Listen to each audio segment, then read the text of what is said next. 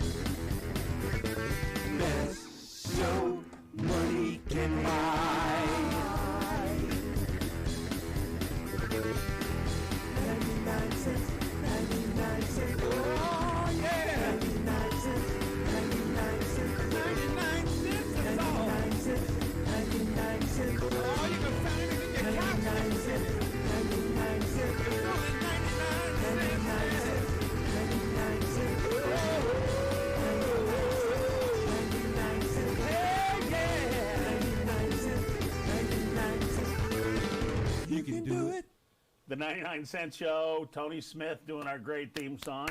Yep. The Captain and Kronik here, once again on a Friday night. How you doing, ladies and gentlemen? How are you? It's great to be back, man. Yeah, you were gone traveling the world and on an dealing with family issues and stuff. Hiatus, but yes, going and helping some family out in Tacoma, and definitely glad to be back in sunny Las Vegas as we are enjoying the gorgeous weather, man. It was definitely a crazy drive down, though. Like, a brutal accident happened, like, right in Beatty, Nevada, probably about 15 to 30 minutes before I got through there. And wow. It's scary. I mean, as much mileage as I put on, a week, seeing something like that, that close to me, and it looked like basically somebody just missed the slowdown coming into town and totally plowed into a couple cars. So. Well, yeah, I mean, if anybody's taken that drive from Reno to Las Vegas and back, they know that there are basically 7 built-in speed traps in the form of Lunning, Beatty, Goldfield, Tonopah, all these places where you're going 70 miles an hour and then, oh, wait, it's 25. Yep.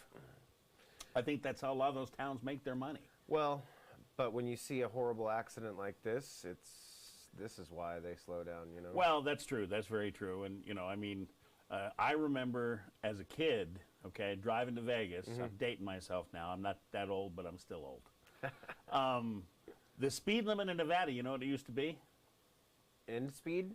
Resume speed. Or resume speed. At the end of town, there was a sign that would say resume speed. And the speed limit, if I remember right, don't quote me exactly, but if I remember right, it was whatever the weather would allow.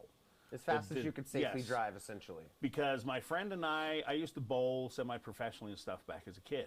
And we were going to a tournament here in Las Vegas. I lived in Reno. Yep. And I remember being passed in my V6 Capri when I'm going 100 miles an hour by a high patrolman, probably doing 135, 140, who just went whoop, whoop, whoop, whoop, and straight on down the road and was going to an accident where somebody had just shot off the road and, ended up probably, quarter mile away, rolled about, 40, 50 times it looked like. Yeah, I'm sure it just wasn't that many, but it somewhere looked out in crazy. the desert. But yeah, that's what the speed limit was. And then Jimmy Carter came, and then it went from nothing to 55 miles an hour. And Vegas went from getting there in 4 hours and 55 minutes, stopping in Tonopah and having lunch, to 11 hours. Yeah, I remember when I was a kid making some of those long drives where it was still 65 out there before. I mean, not going to lie now, pretty much everybody's doing just under 80 out there now, pretty much on the roads, even though it's posted at 70. The only place I think you can actually go 80 is somewhere out on I-80, somewhere out by Winnemucca, I think. On the way toward Utah, from what I understand. Yeah. Go past Tonopah, go past like the Fallon exit, Fernley in there, and head on up Interstate 80 out that way. That does go to 80, that's right. That goes to 80 right there, man. I think eventually you get out there. And I want to say that Montana, I think at one point got up to 80 or 85. I don't think it's that hot anymore, but at one point it was, because I seem to remember driving across there when the speed limit started changing in a couple of the states who just said, look, there's nothing but, nothing out here. There's no reason for us to go slow, so they figured out that they were just going to go ahead and go around it. Yep. But anyway, so that was your big thing. You kind of got, because you were gone for a while, so you dealt with your family. You helped family. It wasn't necessarily a dealt with. It was, I was greatly concerned about my stepbrother, and the situation was greatly out of character, and so I kind of had to go mount a small search and rescue for him. And when we found him, we just kind of got him loaded up and brought him home. Well, ladies and gentlemen, tonight is a different kind of a show actually, because we usually do a lot music on the 99-cent show. We say it's the best show that money can buy for 99 cents. But we ran into a combination of the flu and personal business and a couple of other things. And what it all boiled down to is we don't have a musical guest tonight or a musical leader, either one. Everybody got tied up, and that's the thing about live, live TV and live radio. The show must go on. So Indeed. There's a couple things, though, that I was going to talk to you about.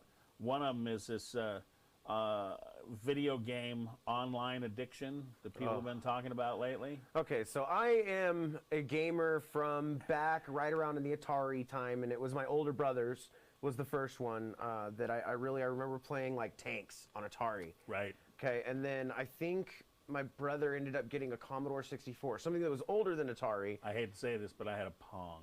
Yeah, you had that was the Atari before Atari. I had a Pong, and then I got an Atari 2600, and that was like, oh my God. You could play Missile Command and Pac-Man and Space Invaders and all those. Pac-Man, and then the original, I can't remember, was it Spy Hunter? Was the first like kind of car game? Yeah, that you got to play? I love the car games too. I mean, that's the thing that got me hooked was the driving games. Me too. The war games and stuff were fun, but I have to admit, I'm not a good video game player because I cheat. I mean, I get frustrated when I can't do something, so I immediately go online, find the cheat codes. And the only cheat code I like is unlimited ammo. I'll deal with dying, okay? But I just don't want to have to worry about running out of bullets or killing something. So yeah, I'm not a good gamer, but I'm a fun gamer. I like to do it that way. So yeah, like that's when you start getting into the realism aspect of those games. That's what like you start challenging yourself. It becomes fun when you start having to parse your bullets and really start, worrying about the economy of your ammunition to make sure that you can get it to the next, ammo depot. Like, I kind of like those, but I'm not going to lie. I still love the unlimited God mode, cheat code, just for the fun of being able to go through and, like, mop stuff and be like, you've killed me 30 times. I just ate you. You know what I wanted to do is I wanted to figure it out. And then once I knew where to go, then I'll turn the cheat mode off and see if I can get through it at the different levels. But here's the thing, though. Those weren't the games I wanted to talk about tonight. I know. I just wanted to set the stage. I wanted to talk about the games that aren't $49.95 and you take it home and put it in your cartridge or buy it online for $79.95 and just get an upgrade occasionally. I want to talk about these things that suck you in on your phone for free. Freemium we call them. And you end up spending, I don't even want to admit how much money I've spent. I don't want to tell you how much money I have given my wife to spend on her game. Well, I mean, I have to talk about it because I have to give them a plug, obviously, because I'm going to talk about that game. But I mean, there are so many of them out there. I mean, I played, my friend got me started on Boom Beach. I didn't play any of that stuff, right? Because I wasn't a gamer, right? I mean, I grew up a little bit before games. So like I said, I had Pong and Atari and stuff, but I was bowling. I was playing golf. I was actually doing, physical I was playing games. football. I was playing softball. I played, slow pitch softball, AAA, that kind of stuff. But every one of those games you mentioned has a social aspect to it. Absolutely, absolutely, and that was part of it. And I think that's the real difference between these games, because they are massive multiplayer online. There is an intense social aspect to these freemium games that create this. Except bowling. Bowling was about money. Well, Buy games, tournaments. That was strictly about money. The other ones, were and social. Lost money, but no, I know what you're saying. Were you a pool guy? A little bit. I wasn't a pool guy. I knew guys that, oh my God, they could go hustle like a big dog. I got pretty good for I hustled bowling a lot. We used to go to San Francisco and hustle a lot because back in the day when we bowled in Reno, the weather used to affect the lanes a lot. And the way the oil would dry out. And even though left-handed bowlers are going to hate me saying this, and my dad was left-handed, so I can say this, left-handers would get an advantage only in the fact that because fewer people were bowling on their side of the lane, so they were getting less rub. Yeah, so the shot maintained itself. The oil stayed in the place longer, and nobody wanted to really admit that that was the deal, but that it was. There's 9 guys bowling on one side and 1 guy bowling on the other. It's only natural his shot will last longer. Right. You know. But yeah, we used to go to California and hustle pot games and stuff. Back in the day, they used to have Saturdays and Sundays in Sacramento or San Francisco or stuff. They'd have games where it'd be $10-20 a head, and you'd bowl across 10 lanes. You'd only throw 1 ball on each lane, and you bowl the whole game across, and whoever scored the highest took the whole pot. And you'd have 20-30 guys bowl one game, so the pots would be $300, $400, $500, $600, and this is in the 70s.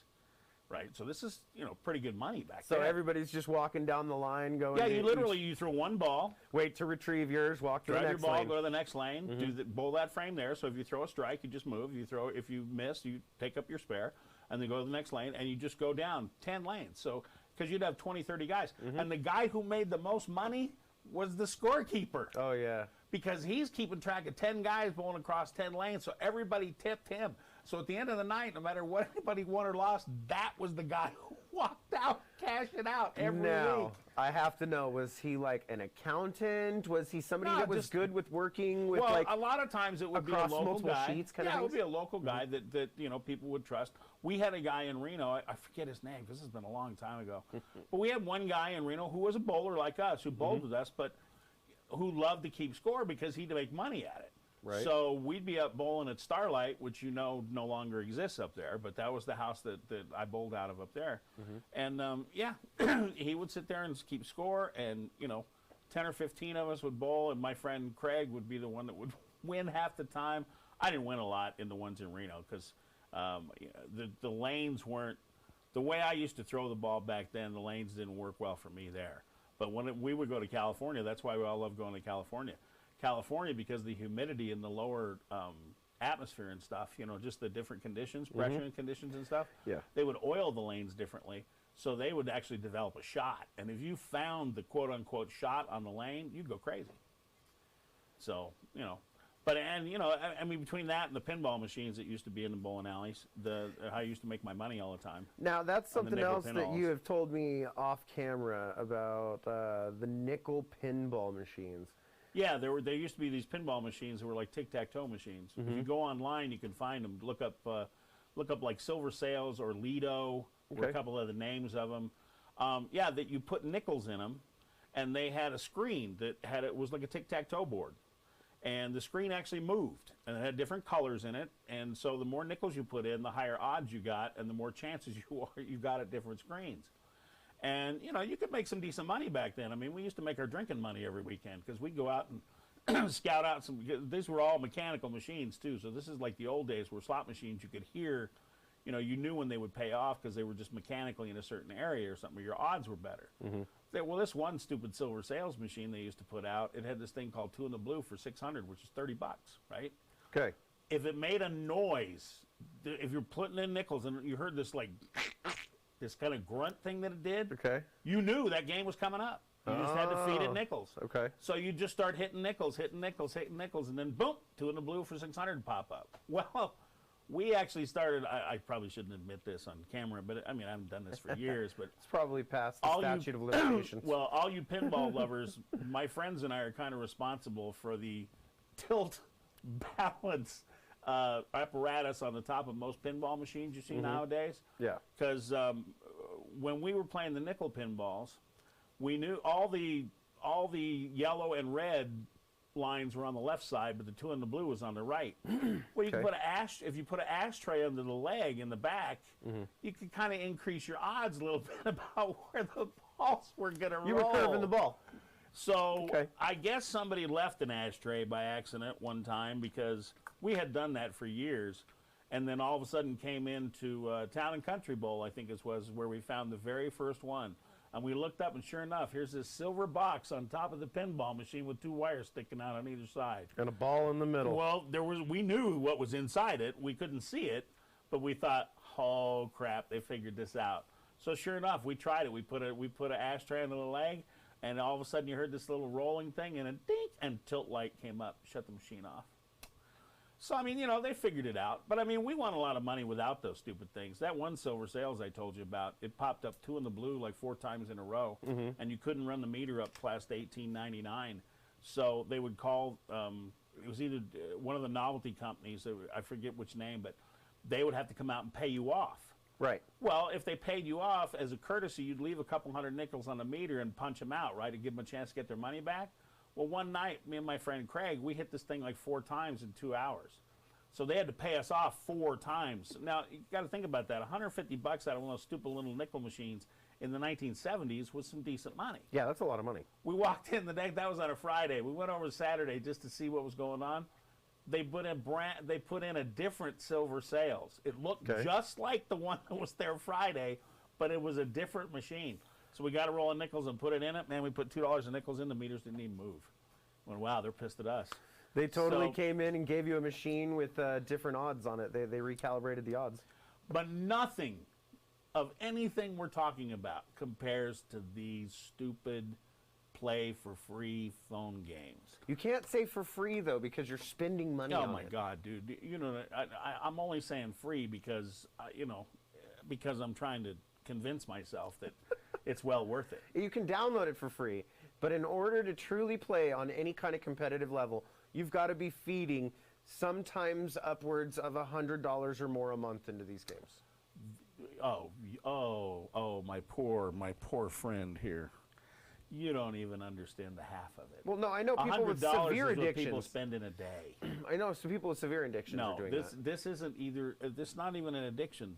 I mean, these people are into this. I'm in a clan with a bunch of great people right now. In my particular game, it's Viking War of Clans I'm playing. I've been playing this thing 3.5 years. Yeah. Now, it keeps track of how long you're actually in the game, right? It says time in game. Your hours played. Yeah, hours in the game, right? Which I think one of my accounts is like 26, 27 weeks. And the one that I fight with is about 37 billion points. Now, it's, I've got more than I care to think about. I've got over $1,000 in this game, easily, okay? Easily over that.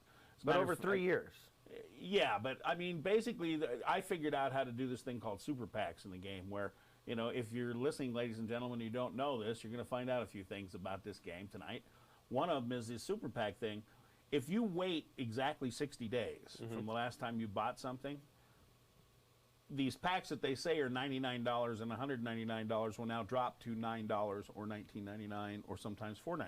To entice you back into purchasing again. So if you buy them all in the same night, okay, or in the same 24-hour period, then if you want to play the game and be, and not be super active like some people are, but be active, you can basically make a purchase once every 2 months. That way it costs you about, $80, $100 a month to play. Okay? So if you were playing golf or bowling like I used to do, I used to go out and bowl and stuff, I can justify it like that because I'm not going out bowling. I don't drink. Right. So, it would be a couple of beers, that kind of thing. A lot of people justify that. Easily. But the current leader that I showed you on the leaderboard, in game time is 4 weeks. Okay? Now, I've been in 25, 26, something like that. People in my game have been in a little bit less. Some have been in more, some have less. Okay. This guy's 2 trillion points. Okay? Let's do a little math. I don't even want to do the math. That's like how much you think? That's like a house.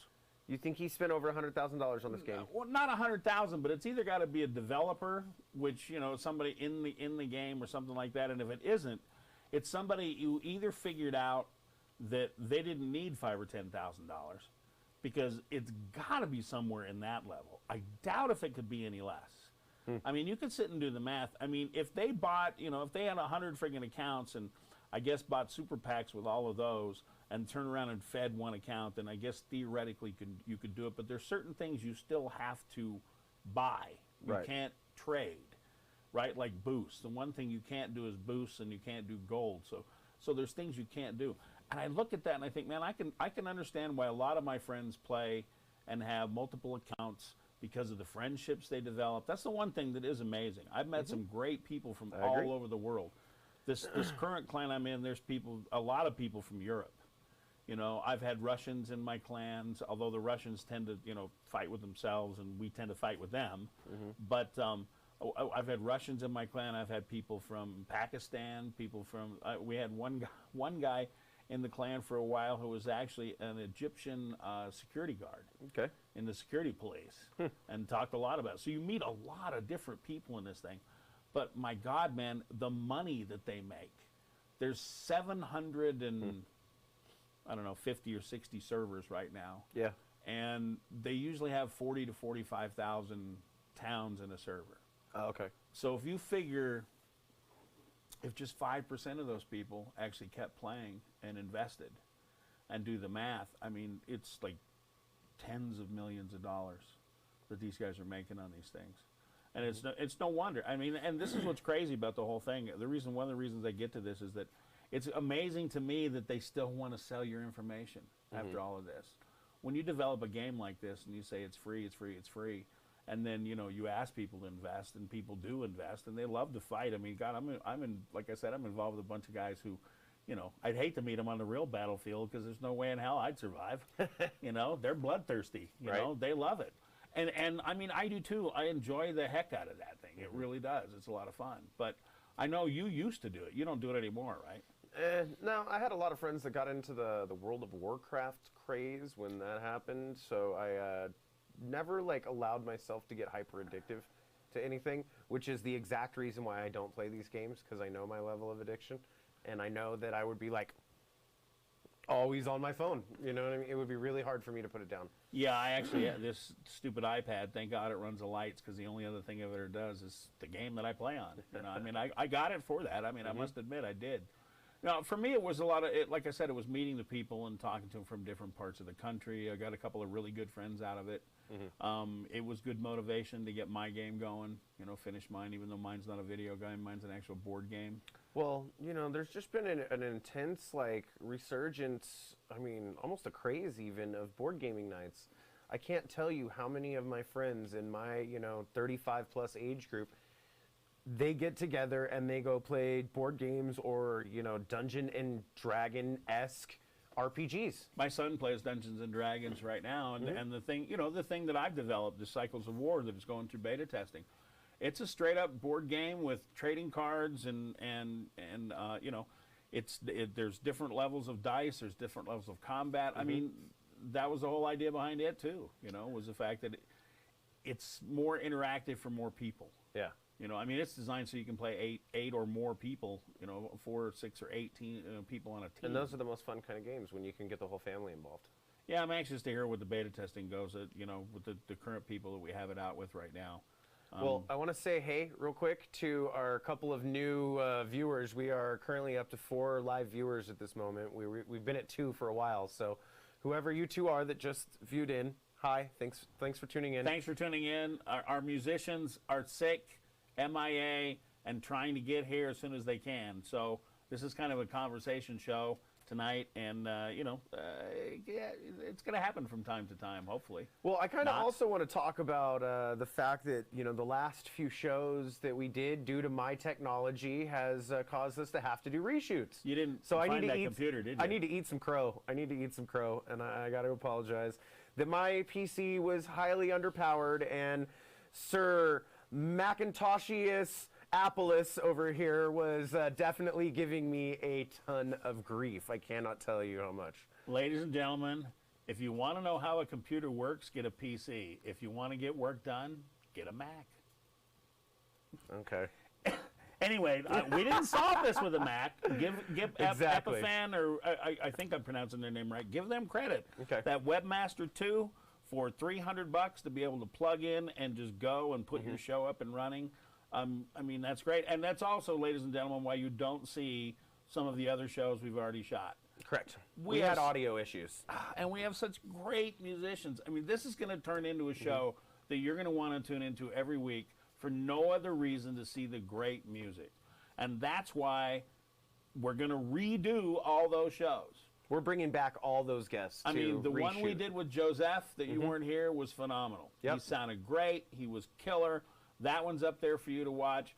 But to do Tony Smith justice and Goldtop justice and Charles and Ryan Kelly and all these guys who are just amazing musicians, we need to have them back on. I agree. So besides the fact that, you know what, our friend and confidant Greg was looking up online, and #1 podcasts are music oriented. So I guess we need more music, and you and I need to shut up. That's probably true. That way people will watch more. Yeah, we've already lost a viewer. See, we're talking too much. Well, that's the problem. We lost a viewer because they tuned in and said, oh, there's no music tonight. Oh, well, we don't want to watch these two idiots. Well, we can also kind of preview a little bit of what we're going to be doing this weekend as we continue to prepare the new studio.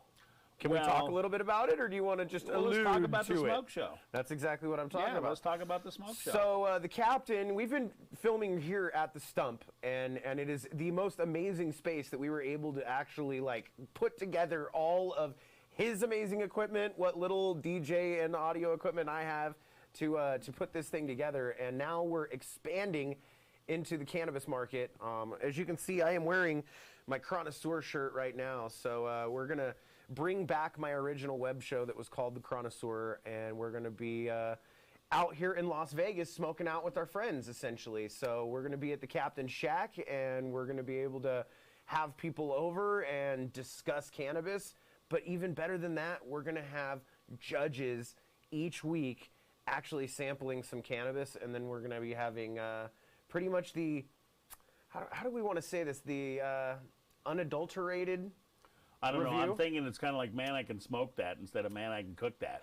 Because we're doing it in my kitchen. And I'm going to be cooking, too. Exactly, because we get the munchies. munchies. Infused, and some of it's going to be infused, some of it won't be. So, but it's going to be, I mean, I think it's going to be a cool show because, I mean, you have such great conversations around the kitchen.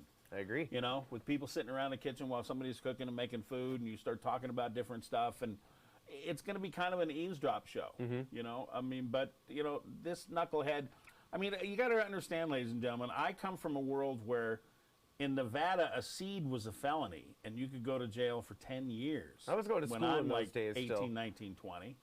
And now this guy knows all the technical know-how, has all the connections to talk to some of the dispensaries, the growers, to bring them onto the show, explain what's going on, and actually talk about the legal world of cannabis and all the things that are happening.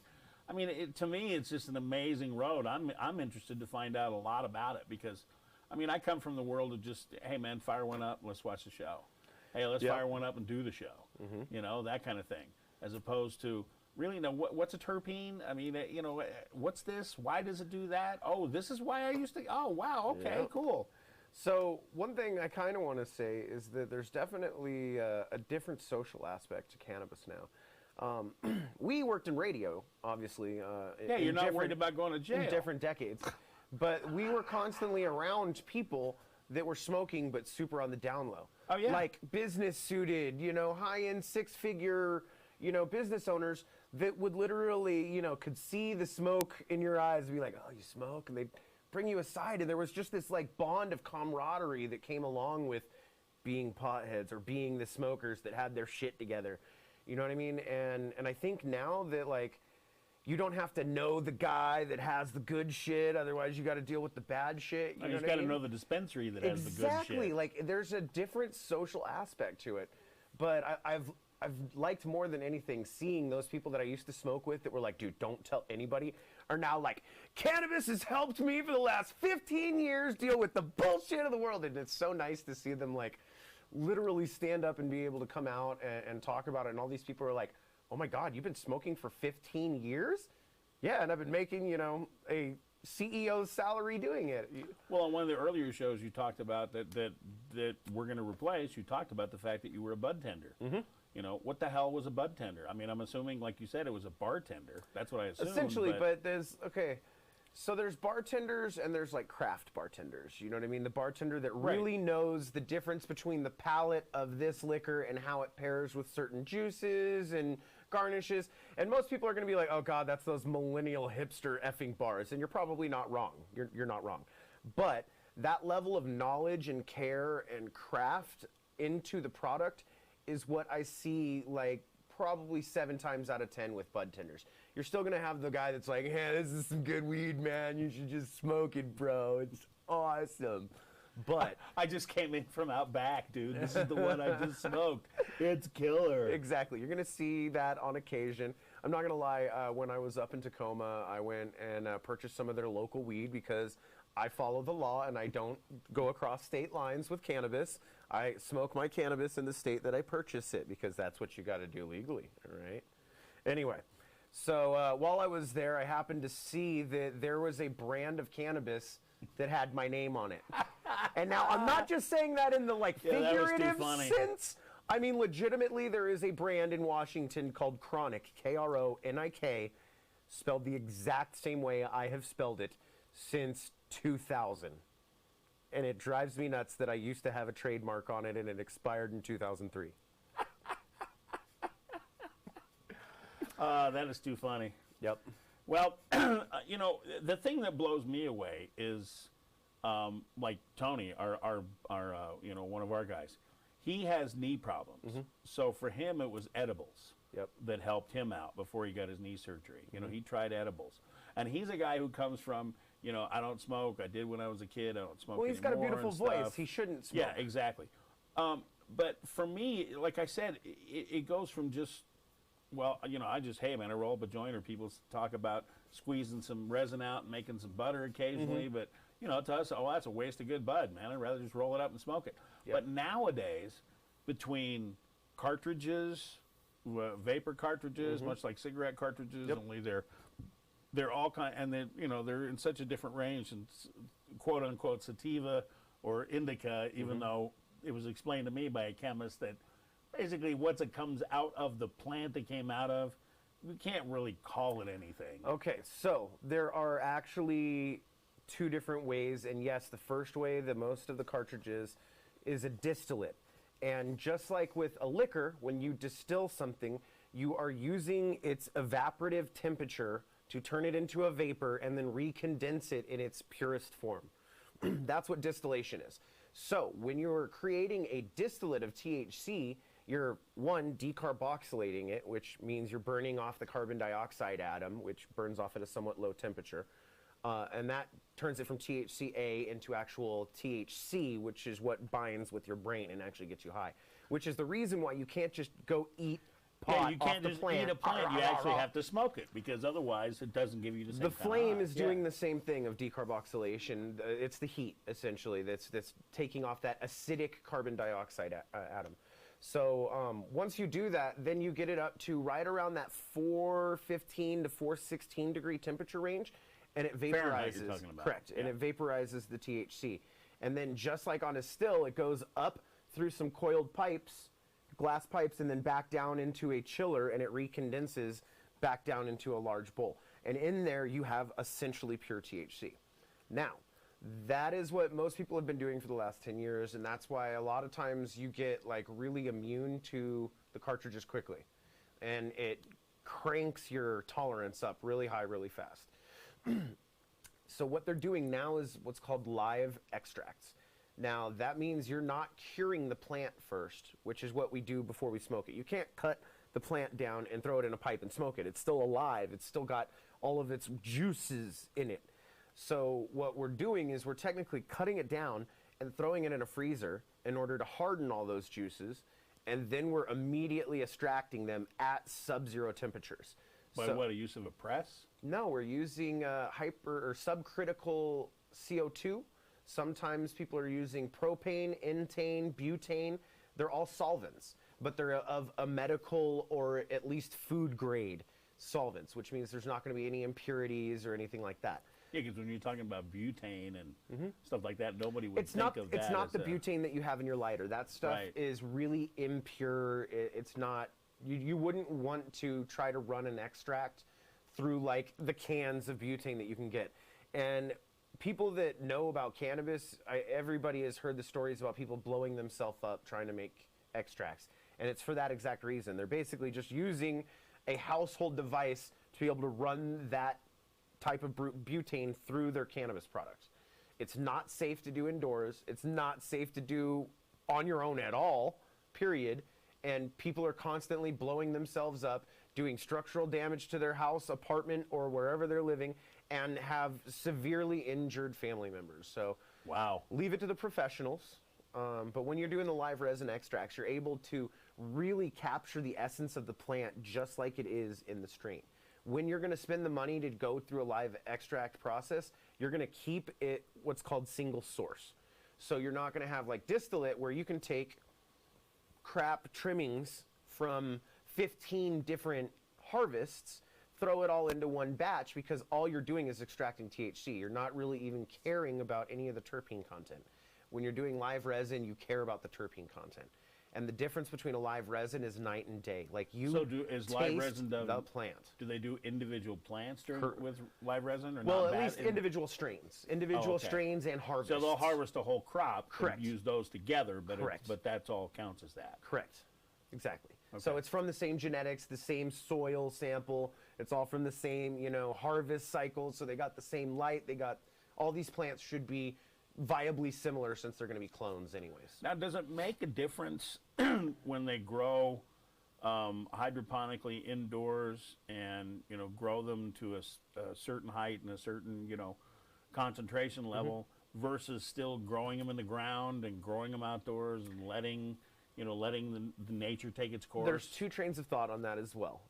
There's the purists that are going to tell you that there's nothing that can be better than nature, and in a lot of ways, I'm going to completely agree with them. When it comes to soil microbiotics, which is so important to your root structure, your roots' health, your roots' actual life cycle, and its ability to convert and uptake raw elements into nutrients that are bioavailable for the plant. And if it doesn't have a good rhizospheric presence, which is essentially a fungus that grows on the roots and is present in almost every natural forest. Any forest you go to before it's deforested and turned into farmland has a beautiful fungal network that really connects the individual plants together, and legitimately it helps them communicate. I'm sure it's what made some of the old Humboldt County growers back in the day when they were growing up in Garberville and up there, north of San Francisco, up in the national forests and stuff. I'm sure a lot of that had to do with that. I completely agree with that. And those situations, because the soil is so alive with microbiotic life, it's converting its natural waste that's coming off these other trees into available nutrients. So it's a very cost-effective way to grow. You don't have to pay for the light. You rarely have to supplement nutrients, if at all, if you do it right, if you get your soil prepped right. But the average grower in their house isn't going to have access or oftentimes the knowledge to be able to do that in just an individual grow. So high-end commercial grows are oftentimes growing big beds of soil with a lot of additional plants around the outside that are converting nutrients and making things available for the cannabis plant. And that way, every time they harvest, they pull the cannabis plant out, make a little bit of a hole, transplant a new one in, pack it in, and let it go. Now, did they have to rotate the soil like you do regular crops? No, that's what I'm saying, is that the plants, and they're also because they're weeds, technically. They're going to be supplementing with what we call compost tea. Compost tea is where you take an aerated water system and you add microbial life, oftentimes redworm castings, and you allow that to kind of ferment in there in the water, and then you water with that, and that gives a probiotic rush to the plant that the positive bacteria now has stuff to eat, and it keeps your plant system alive. So that's about the only supplement that I know of that people that are really into the live soils are amending their soil with. So now is the old bat guano thing, is that gone now? Oh, no. There's still definite organics and things like that. But the thing is that they're adding. I know that's another thing they talked about in Northern California. That those guys, when they grew those big green buds this big, and we used to see them coming back from the harvest when in Reno, they used to love to come to Reno right after harvest. Oh yeah. You would see that stuff and just, my God, man, I've never seen anything like this, where buds are this long and this big around and stuff. And they would talk about the fact that, oh yeah, we grew them in bat guano, and they found caves where they would harvest that stuff, and it was a big deal for them. But yep, and they kept it local essentially. I guess that had the right nitrogen content and stuff to be an amazing fertilizer for. It's natural compost. Yeah. The way they process insects is perfect for what the plants need. So now, do the commercial grows try to duplicate that? Some, and like I said, chemically, or do they actually go out and get the natural stuff, or is everybody just a lot of hodgepodge? them, a lot of them are actually working with companies like in Colorado, Build a Soil, and the name of the custom soil company here in Nevada escapes me. But I do know that a lot of people are working with where you order up soil, essentially. I want this much peat content. I want this much seashell for calcium. I want this much this, and you can just go down the list of these natural organic ingredients that are found in good, like, ocean forest soils that you can add together to make your own custom mix.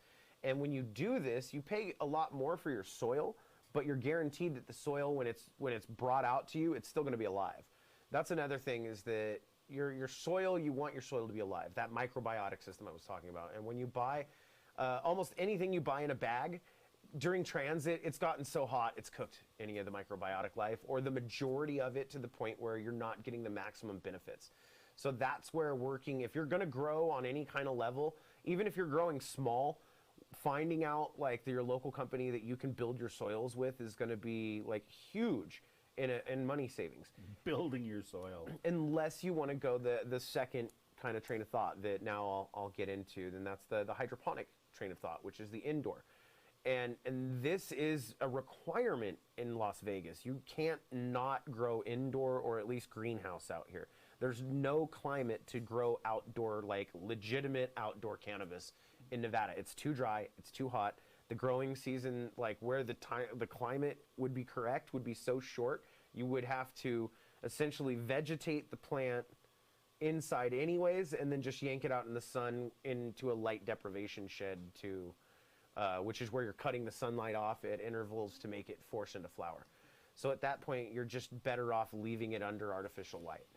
So that's where the hydroponic guys come in. So are there places in Nevada where people have staked out where they're doing, you know, like plots of land and outdoor grow, like up in the northern? Tons of hemp right now is going up. For CBD? Lots of hemp. And just industrial hemp, stuff for clothing and things like that as well. My friend gave me a CBD joint. It tasted like weed. The worst marijuana I'd ever smoked in my life. It gave me the pain-killing effects, you know, that CBD does. It did help with that. But I literally flashed back to when I was a kid smoking like Ditch a $10 weed. bag, exactly. The most horrible weed I could smoke, you know, just stems and seeds and shit. Just, oh, man, I can't believe this. And it gave me that CBD effect. It was pretty hilarious. I was actually cracking up about it, thinking, wow, you know, well, you don't get high, you don't get anything, but you do get the pain relief. But boy, this is miserable. I'd rather take a pill. I'm sure some people would. And that's funny too, is that there is a pill. So when people constantly tell me that cannabis has no medicinal value, I tell them to look up Marinol, and it is an FDA-approved THC pill, and it has been on the market for at least 20 plus years, because I had a friend that was dealing with cancer and in high school, so that would have been 1996 or 97, and she was taking THC pills. Don't they make it out of the weed they grow in Kentucky? Yeah, the crap weed that's from the University of Kentucky, and the worst weed the you could only ever place imagine. in the world, or in the United States, that it DEA was legal. approved. Yeah, it was legal to grow weed was the University of Kentucky, and that horrible strain that they had. How they could figure out any medicinal purposes or anything about that is beyond me. You know, that's that part of the weed was. propaganda, in my opinion, is that they intentionally chose the absolute worst garbage that you could supply the researchers with in order to limit the availability of options. I think Tony might be here. Well, he might be at the loading dock. That's the bell. Let me go see, talk to people, and we'll see what's up. Yeah, so while we head to the back of the warehouse and let Tony into the stump, we're going to, I guess, continue to talk a little more about Sunday's show. Hey, Tony's at the loading dock. More musical guests lined up, the artist of which I All right. think we're about to learn. Come on I think in, we're about man. to learn right now. Look who I found out at the loading dock, man. Is it Tony? It's Tony. Tony's here. So now so ladies and gentlemen, what you just heard over the last like 20 minutes or so was a sample of basically a lot of what the cannabis show is going to be about. Have a seat in the guest chair, Tony. And I'm going to go ahead and do a little adjustments here so that we can get you on board with the rest of us. Hey. All right, sir. All right. Let me go grab you one of the handhelds. Yeah. Grab and turn on one of the handhelds so we can sit here and talk to Tony. How's everything, man? Did you get everything taken care of? Everything is good, man. Everything's all good with your life now? It's good to be in the stump building. We're safe. Yes. That's one thing. We are bomb-proof down here, basically. I mean, when you're underneath, the street level in the basement, you can't hear any street. You can't hear anything going on. Tony's got a microphone. Right. All right. Let me go turn his microphone up a little bit. A little bit. It's the blue. No, he's got the red one. Oh, there's a blue sticker on the side. Well, there's a red sticker on the bottom. I'm not the audio guy. I hear you. So, hey, man. It feels good to be here, and I was telling the captain, it's nice to be in the stump building. We're safe. Yeah. It's Bomb-proof, a crazy man. world out there. It is. You got to keep that strap at arm's reach at all times. Oh, big time. All the crazy drivers, man. Dude, I was telling him that on the way into town there was a brutal accident in Beatty. Got to be multiple fatalities. I haven't been able to find it on the news yet, but the amount of wreckage that I saw just briefly driving through, it was absolutely tragic. Oh, that's terrible. Yeah. I saw a guy, he ran into the building. How do you run into a building off of a straight road? Mm-hmm. There's no curves involved. It's straight. I just couldn't understand that. And I remember a news story that was on your news station about somebody that mistook the gas for the brake and drove a U-Haul truck into an empty pool somewhere here in Las Vegas. that's crazy. It's crazy, right? Big time. Okay, I mean, I'm not trying to diss Vegas because I am not a veganite. What did you call a Las Vegan? I'd be a vegan, a Vegas vegan. Would be a Las Vegan. A Vegite. What are we? Las Vegans. Yeah, Las Vegans. Okay. Yeah, Las Vegans, not Las Vegans. Okay. Well, You Las Vegans. I gotta say, you gotta quit trying so There hard. are Las Vegans here. Don't get I'm me sure. wrong. There's plenty of them. Matter of fact, the studio guys are all vegans. I know some good okay. vegans. I know some great vegans. I used to be a vegan. I drove my wife and daughter nuts when we went out to order food. Yeah, it was. Oh my God, not again! Taking 15 minutes to order your food. I'm like the Whole Foods guy, man. No, I'm paleo now. Can I have a, although I eat chicken, I don't eat a lot. I don't eat a lot of red meat, but I can't do the vegan thing, man. Although, it's funny you guys bring that up because isn't that that Beyond hamburger debuted? Yep. And There's a great Onion article on it too. I saw that the other one was better. That's the only thing that I saw. The Impossible Burger? Yes, the Impossible Burger was better than the Beyond Burger. Okay. Have you ever tried a vegan burger? Why? I used to eat the I'm with Lewis Black. Okay, almond milk is not milk. It's juice. Milk comes from a cow. It's nut juice. It is nut juice. Keep it away from my moo cow fuck milk. Well, that's what he says, and I agree with him. Well, you see how ugly cows look, though? I don't care. I think you're an idiot to drink milk in the first place. I mean, you know what? Animals quit drinking milk. When they quit being babies. I haven't drank milk my whole life, but I didn't drink milk partly because I was allergic to it. Okay. But I never acquired a taste for it. To me, it's like chalky and aftertaste and yuck. But no, I don't understand why humans are the only ones, and the Milk Council is going to write notes against us now, but why are humans the only ones that drink milk after they grow up? Okay, yeah, that's a good point. Cats only do I'll it if often you give it ask to that them. question myself. Yeah, I mean, that's the thing. It's like, are you really supposed to drink that stuff if in the rest of the animal world, you don't? We also do a lot of other shit that the rest of the animal world doesn't do, but... Yeah, we do, but that's what makes us not animals. But, so then why shouldn't we profit off the hard work and labor of domesticated animals? If they're going to go eat all that grass and process it into a nutrient-rich beverage for me, I am going to capitalize upon that. If you like milk, great, man. No problem. I understand completely. I love chocolate milk. I really do. I really do. I drink a giant I'll add a smoothie little, every morning. little just- milk to my eggs and make a nice fluffy omelet. But what I can't understand, quite honestly, is people that just drink like 3-4 glasses a day. I got a friend of mine who drinks one of those big gallons a day. I used And to. Between my wife and I, we would drink about a gallon a day. like- I mean, the I don't omelet. have any healthy habits either. You know, I drink diet soda, like a half a case of diet soda a day, and I'm sure that's not good for me I either. tell you, man, I but love the almond milk. It's It good. tastes almond better. juice. What I was gonna I call say it- though, I've well- had the vegan burgers. Juice milk. If there aren't any tits and Tomato, you can't tomato. squeeze it out of it, it's not milk. Okay. All right? Okay, good. Perfect. I only milk open range almonds. Okay, if they've been cage well, raised, I am not. Yeah, open for, range almonds only too. I am not for the mistreatment of almonds. Okay, you've got to be ethical in your milking of almonds. This is what happens when we don't have any music on the 99 Cent Show. You know, the vegan thing, I wanted to say something about the vegan thing. Sure.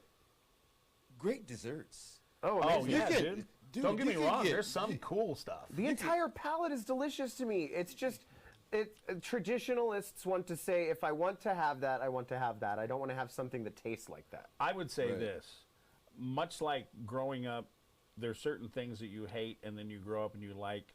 I'm sure for people like me and people of my generation, a vegan thing now would have to be a quote unquote acquired taste. I mean, you literally have to go around. Like in the cooking show, why did I do the salmon show? Because I was trying to find fish I could actually like to eat. I'd love to find a fish I could eat that I enjoyed. Not that I'm just eating because I'm eating fish. Tuna is the one that literally, and anything sushi, for real. Like, I couldn't love anything more than just the most insane sushi rolls with exotic weird fish and urchins and octopus. You would have been a good judge on the original Iron Chef. I love it all, man. Because Like, I mean, if you ever saw the Japanese version of Iron Chef, and some of the stuff they cook with, now those judges sit there and say that food tastes great, and I believe them. But man, when I know what went into that food, the squid ink and the and the hookfish and the this and that and all the stuff that went into what they made, I don't know, man. I guess that's why you don't want to work in the kitchen. As long as the people out front enjoy it, you don't want to know what went Speaking into of which, it. you ever have a hot dog? You know I Look at love the hot ingredients dogs. in some of those hot dogs. I that you worked in a probably meat ate. packing plant, dude. Trust me, I made hamburger. I can tell you what goes into hamburger, dude. It was it's all trimming. it was trim, and then it was a thing called Australian bull meat. And those were big frozen 40-pound blocks. You threw them up in the shredder with the trim, and depending on whose hamburger you were making is how much trim you put in. And then you ran it through the shredder, and it came out. And then depending on what fast food joint was getting it, who I won't mention, you would put in an additive. Bread filler. McDonald's. It was a. No, I can't. No. The guys that say it's 100% pure beef, it's 100% pure beef. But because the company's name. there was one out there at the time. I don't know if they still do it or not, but you would take this little packet of whatever it was and pour it into a bucket of hot water, and you'd come back, and it's funny. It's like the science experiment you did in grammar school. You'd come back, and this thing would be growing out of the top of it. This big mound of expanded, soy product, some kind of soy product, I guess. Well, as soon as that expanded up, you dump that in with their particular meat, mixed it all up, and then extruded out their patties. Yeah. So, and you know what the funny thing was? Gross. You know it went in there, and yet if you made it, they tasted great. So I mean, that was the thing. It's kind of like, wow, this is such a quandary, because I love hamburgers and I know what goes into them. I love hot dogs and I know what goes into them. I mean, hot dogs are my favorite. I could have hot dogs and popcorn because I was addicted to that as a kid going to the movies. Shit, I could have that for dinner 3 times a week if it wouldn't kill me. But it is what it is.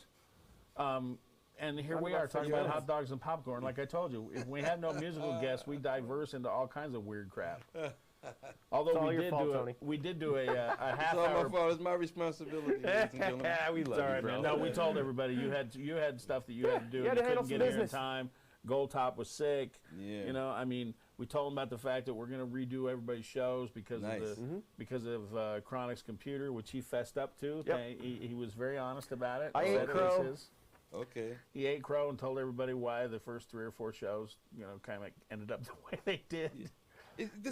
We're growing, man. Yeah, well, that's it was the a thing, learning we are. process. It's a growing process. And the fact is, the 99-cent show is about music. We do have to get, that's the thing. We do want to stress the fact that we're going to have a lot of great musical guests here. Right. So who's going to be here Sunday night? Do we know yet? Possibly, I'm not saying for sure, Elvis. Elvis? Like We're going to have an Elvis impersonator. impersonator here.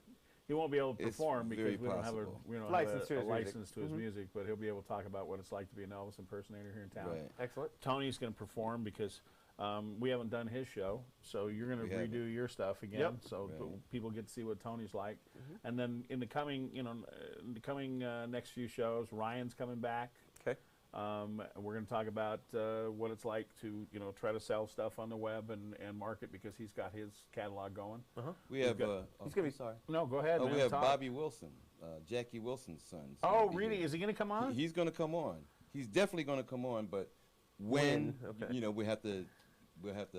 Man, when you announce told me that the other day, I looked up Ghostbusters and I gotta ask him a question because that's really weird to me. Why would they use Jackie Wilson's version where the toaster's jumping, but the other guy's version when they make the statue move? Yeah, that's a good question. They didn't use Jackie's. They used a different version with the Howard. I forget his last name. Sang that one. And the only thing I can think of is because they had to drag it out farther, or they had to Right. extend the mix somehow. Right. But man, he recorded one of the most awesome songs of all time. Really, just I don't care who or what you are, you hear that Right. song come out and you just feel good. Yep, it's one of those songs. It is one of those songs, and that's amazing. You think about that, a career, man, where you got to be a guy, or a girl, or a gal that got to record one of those songs that just stood the test of time. That's got to be something amazing. That's amazing. Yeah, I want to ask him about that. So that's cool that he's going to be on, man, because I'm really interested in Yes. that. Excellent. So what do you got coming up? Anything? Well, obviously we're going to be out kind of working with some of the cannabis vendors and working on solidifying the cannabis show. That's going to be something. Don't you have a friend of yours that we're talking to about Yeah, being on the show? I'm very much hoping that we're going to be having a special cannabis-centric guest on Sunday night show. So I will be working diligently to try to assist in making that happen. The Cannabis Show, ladies and gentlemen, has to be, by the way, it's going to be a 99-cent pay-per-view show. The reason is because we have to protect all of our advertisers and sponsors from people under 21 watching the show. So Got to put a pay barrier up, It's going to unfortunately. be, it's just 99 cents, and the only reason we do that is because credit card companies won't take any less. And we just want to make sure that people over 21 are watching the show because we're going to be doing taste tests with some special guests where we will give them different products, and they will do a true blind taste where they'll do one product each day from a different company, and then we'll be explaining, what they did, why they did it. So it's going to be pretty informational. And then Clint's got some ideas about what he wants to do with it too, right? Yeah, well, we're going to definitely turn it into something that is going to evolve into a competition. So because we're going to set the judging up with some very regulated metrics based on edibles, based on cartridges, based on flower, and that way, after we get a good, 5 to 8 episodes in and we start getting some metrics in, I think we'll be able to start setting a date out for when we want to start doing the kind of the championships almost, the playoffs, if you will. And of course, the 99-cent show is going to be here every Friday and every Sunday after Game of Thrones until Game of Thrones is over. So whenever that's over, There's only like a couple more episodes, man. well, Super there's, short what, season. 3 more. I think so. Yeah, I don't even want to talk about that. I promise we won't do spoilers No, until we the won't. end of the show. We will tell you if we are going to talk about the Game of Thrones on Sunday. But you know. 6 o'clock on Fridays and like 7:15, 7:20 on Sundays, we're gonna make sure we have the best music you've ever seen from unknown artists that you've never heard of. You're gonna want to tell your friends about them. You're gonna want to check out the shows that we post up on YouTube on our channel. So please like us, tell your friends about us. Go to the website radiodefectors.com. And don't forget, if you would like to help us grow and kind of become one of the radio defectors in a way by sponsoring us, by donating money, you can go to PayPal and you can donate monies directly to radiodefector@gmail.com. So, we have plans to get another broadcaster so that we can simulcast to Facebook as well, because there's some weird loopholes you got to jump through to be able to broadcast to more than just Facebook. So we're working on that. And not our loophole. No, it's theirs. Facebook. Facebook has some weird regulations. So if you want to help us, again, you can go to PayPal, and that's radiodefector@gmail.com. And if you are a musician, an artist, you are a comedian, you own the rights to your art. If you own the rights to your stuff and you don't have contracts with like record labels and things like that, you can send your music and your electronic press kit to radiodefector@gmail.com. So if you would like to be on the 99 Cent Show, that's your chance. You can just email us your EPK to radiodefector, all one word, @gmail.com. We're going to actually set up a way for you to actually play from your house. So we're going to take this show Remote broadcasting. international, remote broadcast through the benefits of any one of a number of systems. Yep. Anyway, we're going to tie in a channel to it, so we're literally going to be able to bring people up right here. Yep. So you're going to see them perform also on the big screen. So that's all in the future. But we do want you to, like us, tell your friends about us. Tell them this is going to be one of the best music shows they've ever seen, because, people love new music. And trust me, we are going to make sure that the people on this show are some of the best entertainment you've ever seen. I can't tell you how many people that I've shown the video of Charles Rangel and the way he plays his guitar and the beautiful LED wall backlighting him. A lot of people are really excited about being a part of the show and getting a chance to come on and hang out That's with why us. I want to redo it. I want to do justice to all these musicians and get the audio lined up and get everything recorded. We're going to do some album stuff with them, too, and some live video. We've even talked to a couple of the guys about doing a full video here at the Stump, and that'll be coming up, too. That'll be on the website. So that being said, I think we're over our time limit, aren't we? Yep, or about a minute. Self-imposed time limit. That's right. So We got stuff to do. We got some planning to get done to get ready for the growth of Radio Defectors and the 99 Cent Show. So from the Captain and Kronik and Tony. and Tony Smith, thanks Thanks a dropping lot by. for tuning in, ladies and gentlemen. Have a good one. All right. Is that the song? I just stopped the stream from here. Oh, you did?